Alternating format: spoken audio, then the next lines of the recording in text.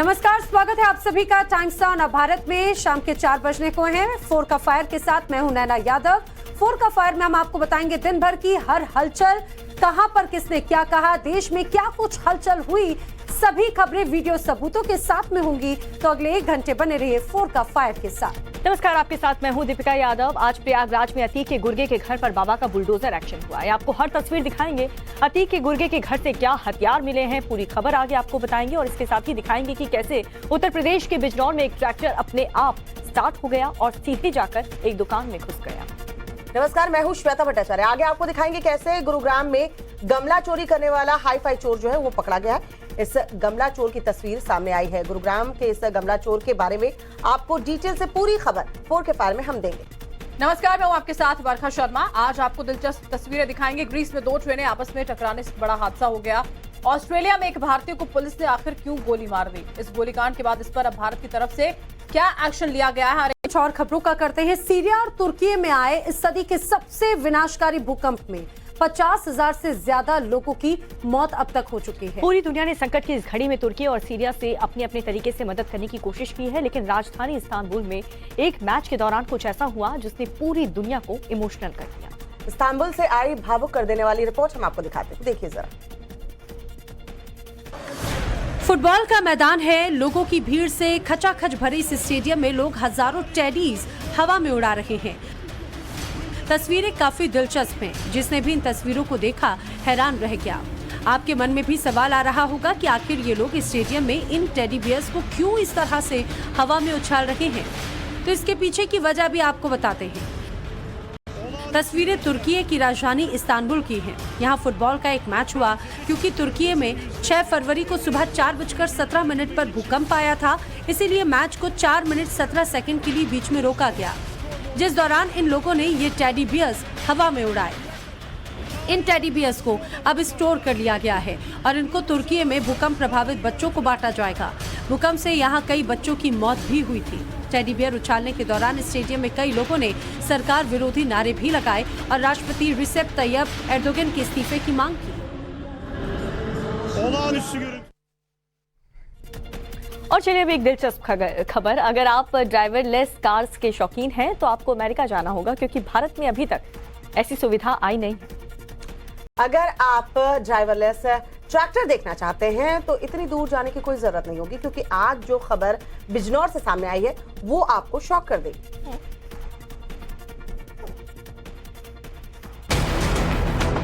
तस्वीरों में एक दुकान नजर आ रही है।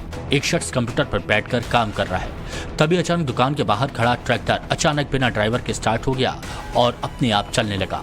बेकाबू ट्रैक्टर कांच का शीशा तोड़कर शोरूम में घुस गया।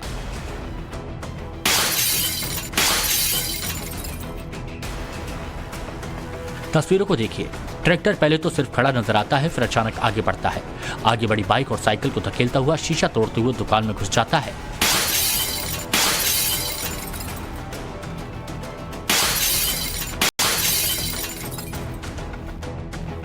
हैरान करने वाली तस्वीरें यूपी के बिजनौर से आईं, जहां एक ब्रांडेड जूते के शोरूम के बाहर खड़ा ट्रैक्टर अपने आप चलना शुरू कर देता है। यह वीडियो सोशल मीडिया पर वायरल हो रहा है।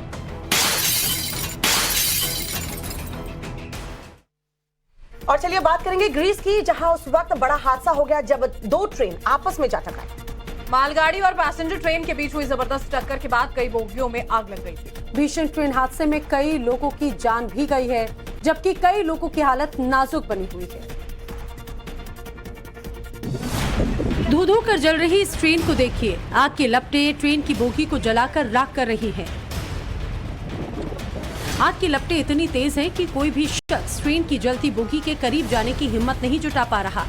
घटना यूरोपियन कंट्री ग्रीस की है, जहां 2 ट्रेन के बीच हुई जबरदस्त टक्कर के बाद कुछ बोगियों में भीषण आग लग गई। हादसा इतना भयावह था कि टक्कर के बाद कई ट्रेनों की कई बोगियां पटरी से उतर गईं, जबकि 3 बोगियों में आग लग गई। बताया जा रहा है कि 350 लोगों को एथेंस से थेसलोनिकी जा रही पैसेंजर ट्रेन का टेम्पे इलाके में मालगाड़ी से भिड़ंत हो गई और इस विध्वंसकारी दुर्घटना में 26 से ज्यादा पैसेंजर्स की मौत हुई, जबकि 85 लोगों को गंभीर चोट आई है। जैसे ही यह हादसा हुआ, पूरे इलाके में हड़कंप मच गया। यात्रियों की चीख पुकार के बीच स्थानीय लोग और पुलिस की टीम राहत बचाव कार्य में जुट गई। जिन घायल यात्रियों को अस्पताल पहुंचाया गया उनमें 25 लोगों की हालत बेहद खराब है।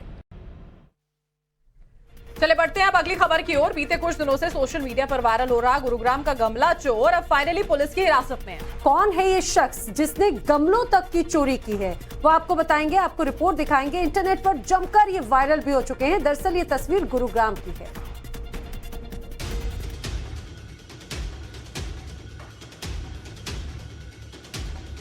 गुरुग्राम में सरकारी गमले चुराने वाला शख्स को पुलिस ने गिरफ्तार कर लिया है। बताया जा रहा है कि आरोपी का नाम मनमोहन है और उसके पास से पुलिस को फूलों के गमले भी मिल गए हैं। बताया गया है कि जिस गाड़ी में मनमोहन गमले चुरा कर ले गया था वो हिसार की गाड़ी है। गुरुग्राम में गमले G20 समिट के लिए लाए गए थे, जिन्हें ये शख्स चुराकर अपनी गाड़ी में भरता दिखा। जिस वक्त ये गमले चुराए गए उस वक्त किसी ने इसका वीडियो बनाया। गमला चोरी करते हुए मनमोहन का वीडियो वायरल हुआ तो पुलिस तुरंत हरकत में आई और उसे गिरफ्तार कर लिया।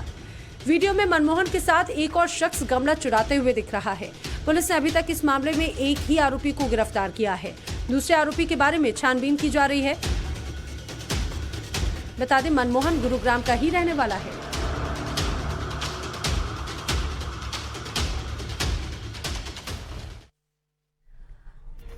सबसे कम उम्र का गैंगस्टर दुर्लभ कश्यप भले ही मारा जा चुका हो, लेकिन कुछ ऐसे सिर फिरे भी हैं जो उस गैंगस्टर को अपना आइडियल मानते हैं। भोपाल से कुछ ऐसी खबर सामने आई है जहां पर एक युवक ने पुलिस को खुली चुनौती देते हुए सड़क के बीचों बीच पिस्तौल लहराया। दरअसल उस युवक ने सरेआम फायरिंग करने का वीडियो जो है उसका रील इंस्टाग्राम पर अपलोड भी किया, जिसके बाद से पुलिस के होश उड़ गए।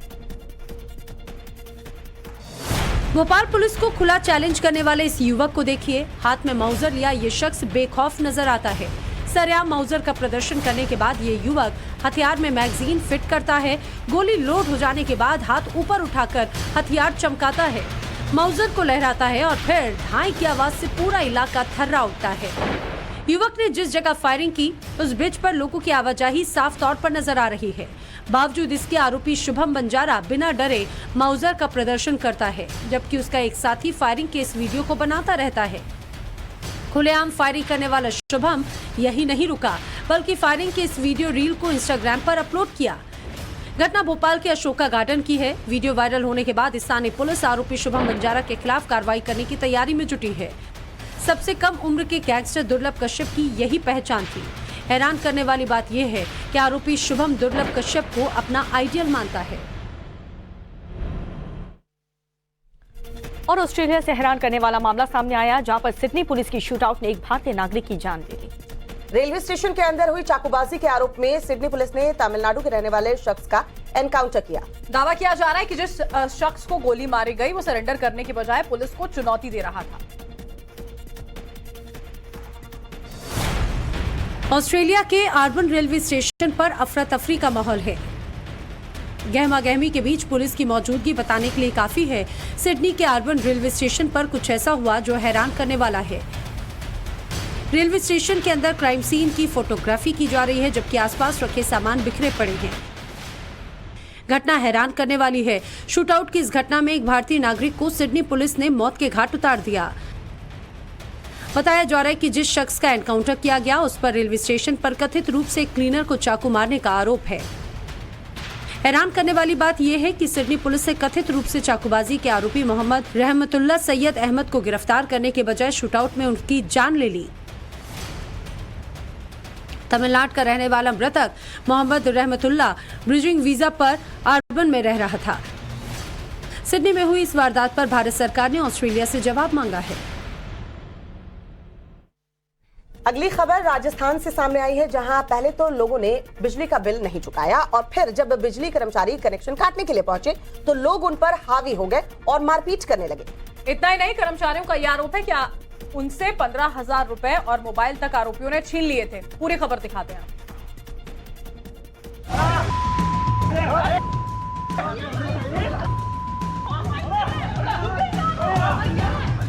राजस्थान के जोधपुर में हंगामा हो रहा है। कुछ लोग मिलकर एक शख्स की पिटाई कर रहे हैं। जमकर लात घूंसे भी चल रहे हैं। 2 साल से बकाया चल रहे बिजली बिल को लेकर ग्रामीणों ने डिस्कॉम के कर्मचारियों की जमकर पिटाई की।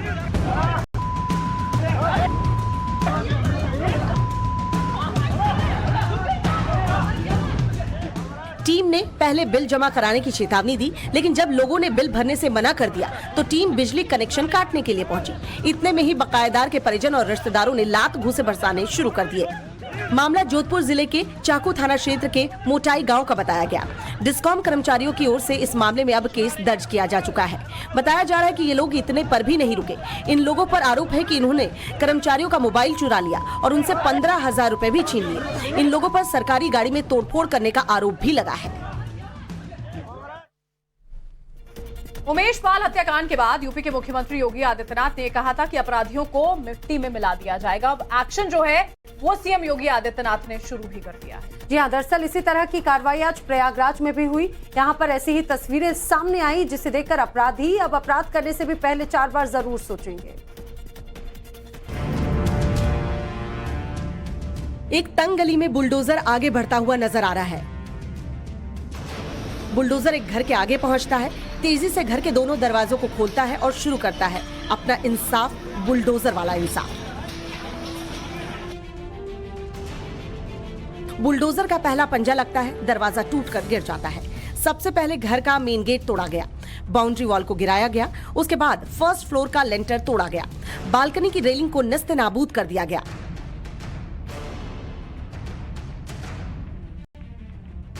बुलडोजर एक्शन की ये तस्वीरें प्रयागराज से सामने आई हैं, जहां अतीक अहमद के करीबियों पर यूपी सरकार का ताबड़तोड़ एक्शन देखने को मिला। जिस शख्स का मकान इस समय आप तस्वीरों में देख रहे हैं उसका नाम है जफर और वो माफिया अतीक अहमद का बेहद करीबी बताया जा रहा है।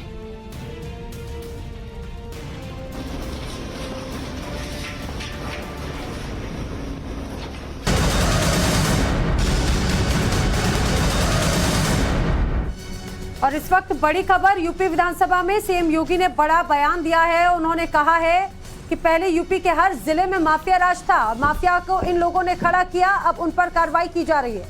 पिछली सरकारों में यूपी में लूट मची हुई थी, ये योगी आदित्यनाथ ने कहा। प्रयागराज घटना की साजिशकर्ता की फोटो भी वायरल होने की बात कही गई है।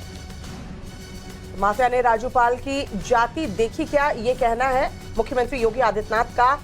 इन्होंने ओडीओपी नहीं, एक जिला एक माफिया दिया है। तो देखिए किस तरीके से विपक्ष को निशाने पर लेते नजर आए हैं मुख्यमंत्री योगी आदित्यनाथ।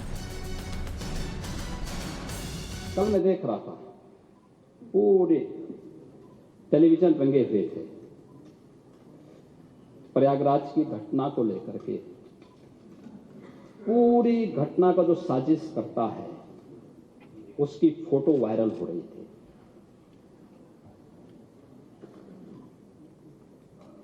साजिशकर्ता की फोटो वायरल हो रही थी कल,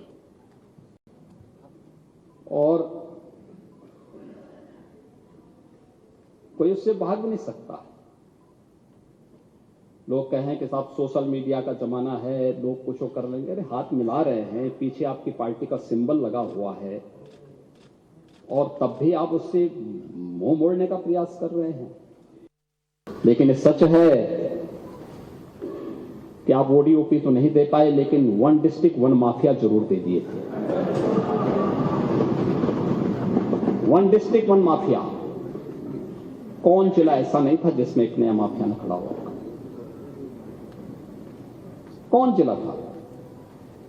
कहीं संगठित अपराध में लिप्त माफिया थे, कहीं खनन माफिया थे, कहीं पशु माफिया थे, कहीं वन माफिया थे, कहीं भू माफिया थे।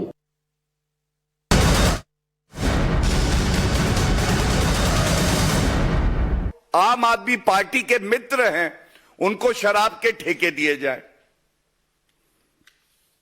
इसके साथ ही 2 तथ्य और बहुत महत्वपूर्ण है, और इसीलिए अरविंद केजरीवाल को तुरंत इस्तीफा देना चाहिए, जिससे एक पूरी तरह से पारदर्शी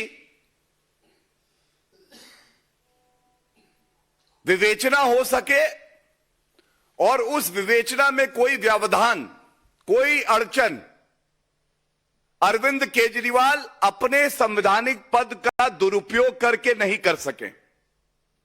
हम सब जानते हैं किस तरह से मोबाइल फोन्स, जिसमें बहुत ही महत्वपूर्ण साक्ष्य प्रमाण डेटा था, पूर्व शराब मंत्री ने उनको नष्ट किया। लेकिन जो अब मैं आपको बताने जा रहा हूं, ये पब्लिक डोमेन में है, और जो मुख्यमंत्री के पीए हैं, मुख्यमंत्री के पीए 4 मोबाइल फोन्स नष्ट करते हैं। 4 मोबाइल फोन्स अरविंद केजरीवाल के पीए इसी समय अवधि में नष्ट करते हैं। क्या तार जाके अरविंद केजरीवाल से नहीं जुड़ता है? और आप वो अरविंद केजरीवाल हैं जो कहते हैं कि अगर किसी पे आरोप भी लग जाए तो उसको तुरंत इस्तीफा दे देना चाहिए। इसके बाद सबसे महत्वपूर्ण बात मैं और आपके समक्ष रख दूं, जांच एजेंसियों ने कोर्ट को यह भी बताया है कि एक्यूज्ड विजय नायर, जो कि आम आदमी पार्टी पापी आप का एक नेता है, उसने फेस टाइम कॉल करा के अरविंद केजरीवाल की बात एक और एक्यूज्ड समीर महेंद्रू से कराई। और अरविंद केजरीवाल बोले, मेरा बेटा है, चिंता ना करना समीर महेंद्रू, जो कहे घोटाला वसूली, रिश्वतखोरी, भ्रष्टाचार, काली कमाई, समझ लेना मैं ही कह रहा हूं। यही जांच एजेंसी ने कहा है। तो अरविंद केजरीवाल जी, अगर आप संवैधानिक पद पर बने रहेंगे तो एक निष्पक्ष जांच कतई संभव नहीं होगी। तो बीजेपी की तरफ से गौरव भाटिया प्रेस कॉन्फ्रेंस कर रहे थे। आगे खबरों में बढ़ते हुए बात करेंगे। इन दिनों मध्य प्रदेश के एक आईपीएस सोशल मीडिया पर सुर्खियां बटोर रहे हैं। हर तरफ आईपीएस और उनकी गरीब मां की तारीफ हो रही है। गरीबी में पढ़े बड़े आईपीएस का परिवार अब भी गांव में ही रहता है, जहां उनकी मां जानवरों के लिए खुद चारा काटती है। चारा काटती मां और आईपीएस बेटे के बीच ग्रामीण भाषा में हो रही बातचीत को सोशल मीडिया पर खूब पसंद किया जा रहा है। साथ ही एक मां की ममता की भी हर तरफ तारीफ हो रही है। बड़ी अम्मा भैया आ गए। ग्वालियर के इस आईपीएस बेटे को देखिए, पहली बार वर्दी में अपने गांव पहुंचे तो सबसे पहले अपनी मां से मुलाकात की। उस दौरान आईपीएस संतोष पटेल की मां खेत में जानवरों के लिए चारा काट रही थी। इसी दौरान संतोष मां के पास पहुंचे और देसी अंदाज में उनसे बातचीत करने लगे।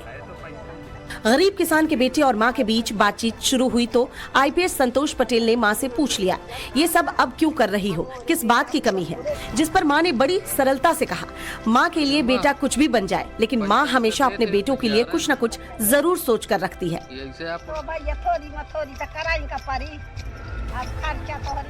आईपीएस संतोष पटेल ने अपनी अलग अंदाज में मां से बातचीत का वीडियो फेसबुक पर शेयर किया है। इसके साथ ही संतोष पटेल ने शायरी भरे लहजे में लिखा, ऐ गरीबी देख तेरा गुरु टूट गया, तू दहलीज पर बैठी रही और मेरा बेटा पुलिस वाला हो गया। और यहाँ पर रुकना एक छोटे से ब्रेक के लिए। ब्रेक के उस पार आपको दिखाएंगे 100 बड़ी खबरें तेज रफ्तार में।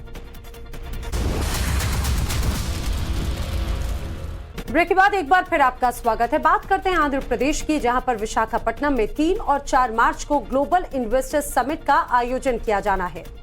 इस समिट में देश विदेश से कई जानी मानी हस्तियां शामिल होंगी। इस समिट को लेकर के राज्य सरकार आंध्र प्रदेश में और निवेश की तैयारी कर रही है। इसको लेकर टाइम्स नेटवर्क के मैनेजिंग एडिटर और बिजनेस हेड मिहिर भट्ट ने आंध्र प्रदेश के आईटी और उद्योग मंत्री गुड़ीवाड़ा अमरनाथ से खास बातचीत की। सुनवाते हैं। I think what is very important is, like you rightly said, focusing on employment. Now, I understand that the state has already approved investments to the tune of almost 2 lakh crores in last 3.5 years. It will obviously have impact on investments, on employment, and then the investor summit would generate, lakhs of investment.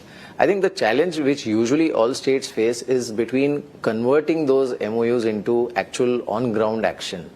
How are you going to ensure that? See, I'll compare, because in the previous regime, for 5 years after the state separated, the previous government conducted almost 4 or 5 investment summits.